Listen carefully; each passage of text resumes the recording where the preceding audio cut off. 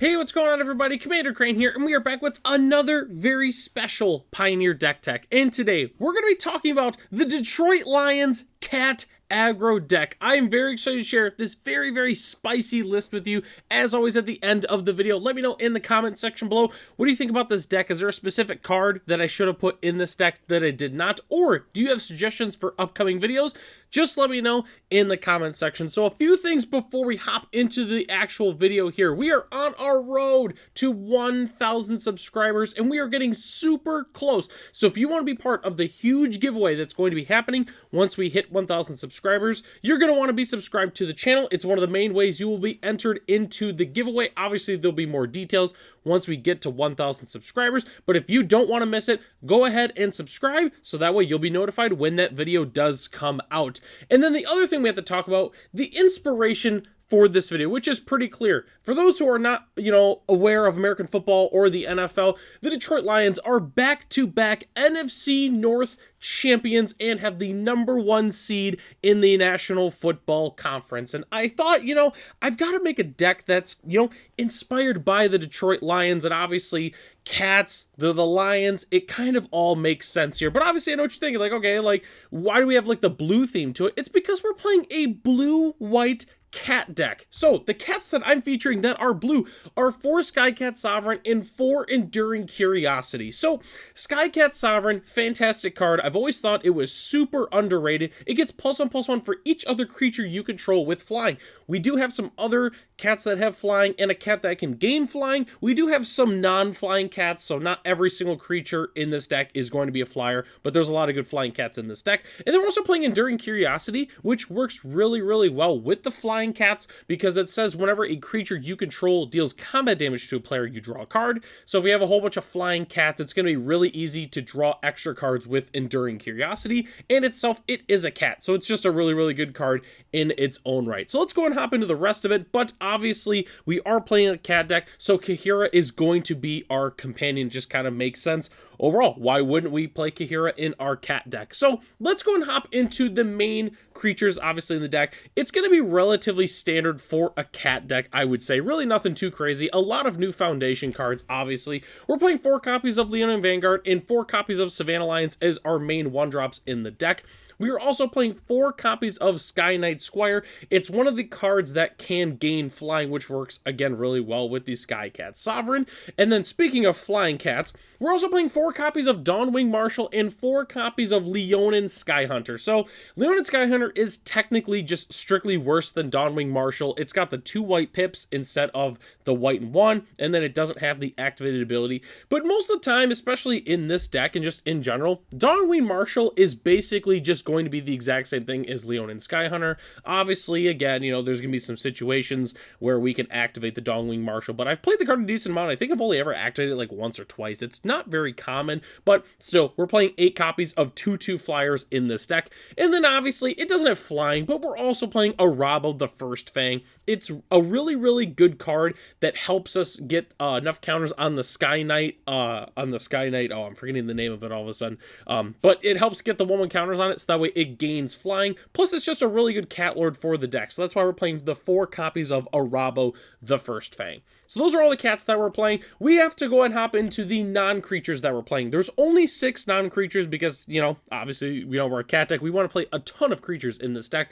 The non-creatures that we are playing is 4 Sheltered by Ghosts and 2 Get Lost. Sheltered by Ghosts, absolutely fantastic card. We put it on just any of our cats and just start going to town.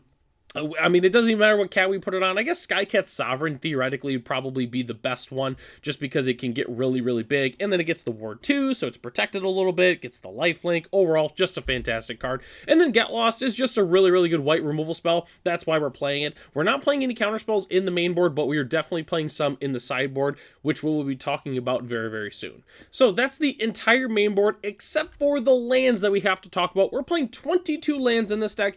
It's a pretty straightforward blue-white, aggro mana base. We're playing 4 copies of Seachrome Coast, 4 copies of Hallowed Fountain, and 4 Addercar Waste as our main dual lands.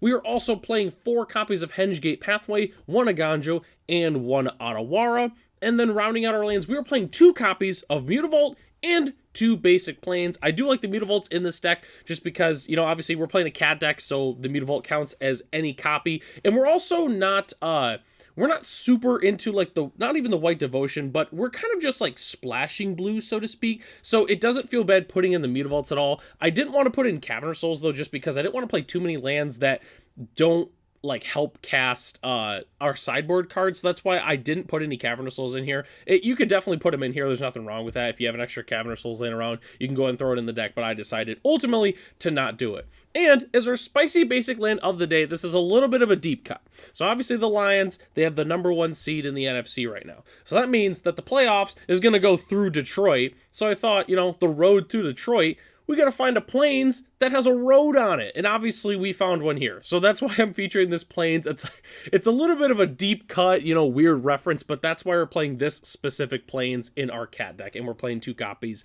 of it.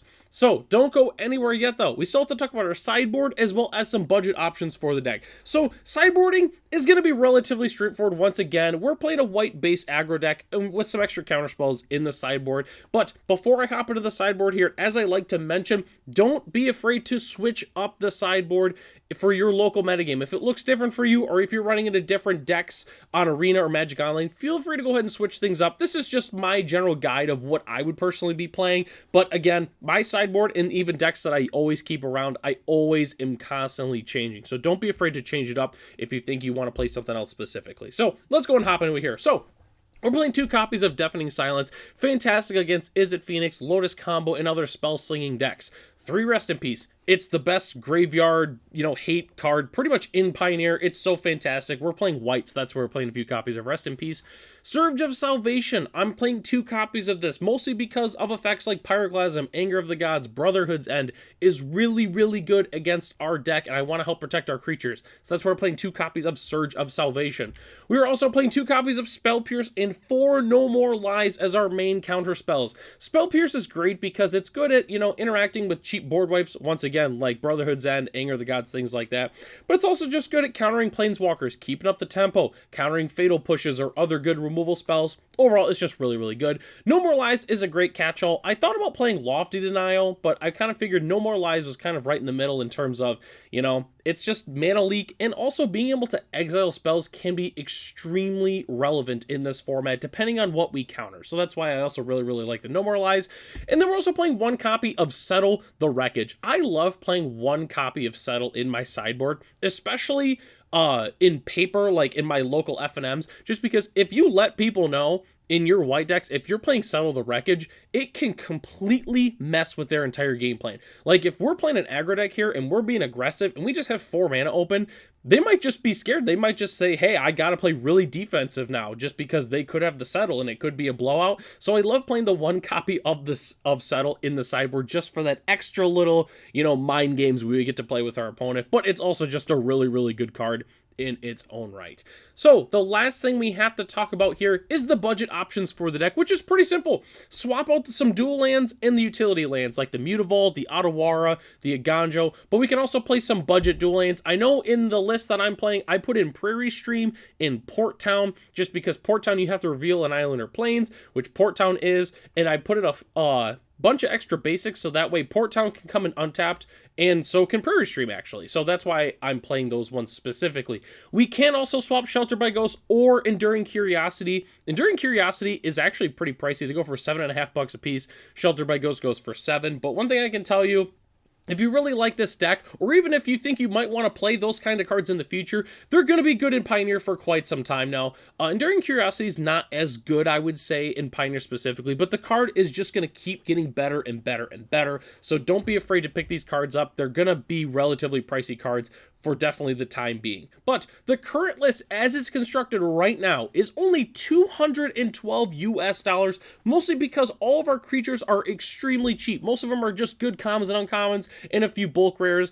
Obviously with Foundations, the set's been opened up a crazy amount, so a lot of the cards are pretty cheap. Sky Knight Sovereign, Skycat Sovereign is really cheap. It's a bulk rare from Ikoria. So overall, the deck is really cheap. But I was able to get the budget list down to $80 US just by swapping out some dual and utility lands, and then I also swapped out the get loss as well. That's all I had to do. It was super easy to get it down to 80 US dollars. And you want to know what? If we cut the Sheltered by Ghost, it would go down even further. So I'm still playing the Sheltered by Ghost in the budget list. That's how good of a card I think it is here. So overall, I was really excited to make this deck. I'm also really excited for the Detroit Lions being NFC North champions once again and hosting the playoffs as long as they keep winning. They only have to win 2 more games and then they will be in the Super Bowl in New Orleans, which I am very, very excited about. So let me know in the comment section below if you're also a Lions fan, or if you're not a Lions fan, if you're like a Packers or a Bears or a Vikings fan, or if you just want to talk about NFL in the comment section, go ahead and do that as well. But overall, super excited to make this deck, and go Lions. So that takes us to the end of the video here. Thanks so much for watching. The deck lists are in the description below if you'd like to check them out for yourself. And once again, don't forget to subscribe so that way you won't miss the giveaway when it comes. Huge shout out to our channel members, Ralph, Matt, Arcadius, Ray, Gary, Sir Loki, and Night Red 3. If you were interested in being a channel member, it's only $1 US a month, and you get access to the exclusive Commander Crane Discord, as well as other features here on the channel. So, I'm Commander Crane. Thanks for watching this video, and I hope to catch you in the next one.